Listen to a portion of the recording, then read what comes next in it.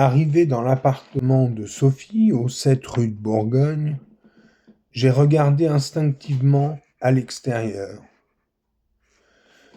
Une seule fenêtre donnait sur la rue, et alors que je tirais le rideau, j'aperçus deux types en imperméable jaune au pied de l'immeuble. Mon sang n'a fait qu'un tour, jusqu'à ce que je reconnaisse l'architecte et le maître d'œuvre des travaux de Sophie.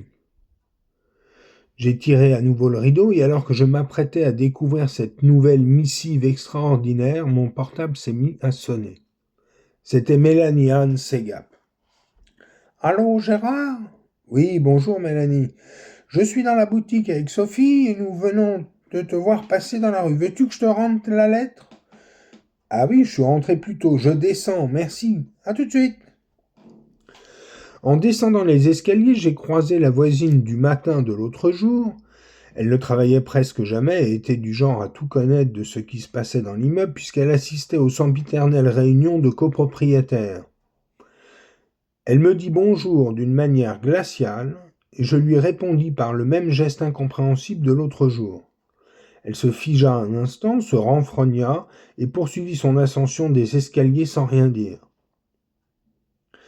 Arrivé à la Main Bleue, la boutique de Sophie, je la trouvais en pleine discussion avec Mélanie à propos des tons de peinture à choisir et des accessoires de déco au nom barbare à acheter. Mélanie se tourna vers moi en me tendant la main pour me dire bonjour. En lui serrant la main, j'ai remarqué qu'elle avait les mains gelées et je ne pus m'empêcher de penser à ces serpents de nos campagnes qui vous tuent en l'espace d'une heure après vous avoir mordu avec leurs mâchoires aussi froides que leur sang. Sophie m'embrassa distraitement en me demandant si le cours avait été encore annulé. Je lui ai répondu que non, mais que je ne me sentais pas très bien, ce qui était vrai cette fois. Mélanie me tendit la lettre qu'elle avait laissée dans son sac toute la journée de la veille ainsi que toute la matinée d'aujourd'hui et qui était donc toute froissée. Je lui fis un signe d'aimable reconnaissance et sans remarque aucune, je me suis retiré. Alors de retour dans l'escalier de l'immeuble, j'ai à nouveau croisé la voisine passionnée par la vie de la copropriété. Elle ne dit rien dans un premier temps, et alors que je faisais à nouveau mon fameux geste absurde, elle finit par me dire « Qu'est-ce que ça veut dire enfin ce geste déplacé ?» Surpris par sa réaction, j'ai improvisé le plus rapidement possible. J'ai une maladie nerveuse qui me provoque une dyskinésie incontrôlable. Ah, j'ignorais. C'est pas contagieux au moins.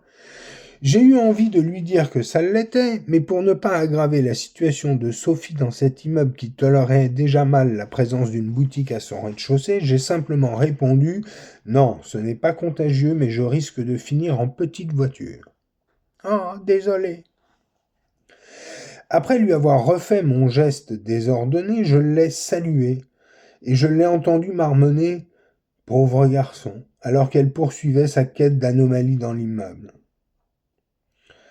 Ce qui m'ennuyait maintenant, c'est que j'allais devoir simuler une maladie inconnue au passage des autres copropriétaires, tant les nouvelles circulaient vite dans cet immeuble. Mais j'avais d'autres soucis que celui-là était de tous le moins grave.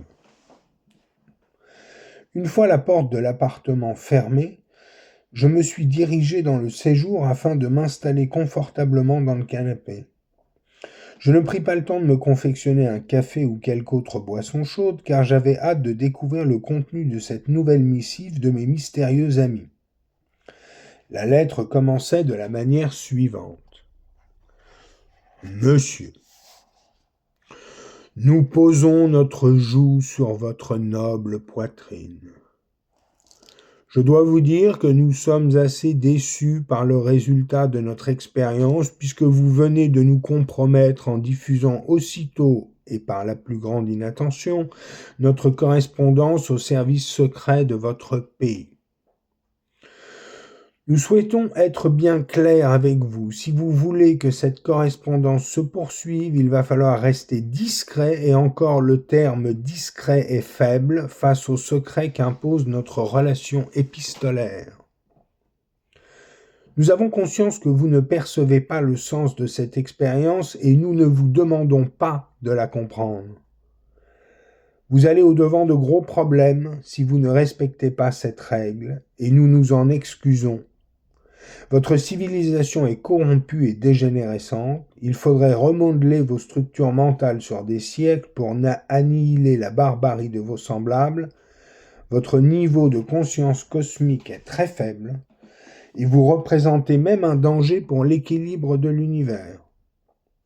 Ne prenez pas notre relation à la légère et ne vous fiez pas aux services secrets de votre pays qui ne comprennent en rien le sens de notre démarche depuis 50 années de votre unité de mesure temporelle terrestre. Vous êtes observés par nous depuis longtemps, comme nous vous l'avons dit la première fois. Sachez que maintenant les services secrets de votre pays vous surveillent également. La paix soit avec vous. J'étais tout sauf en paix.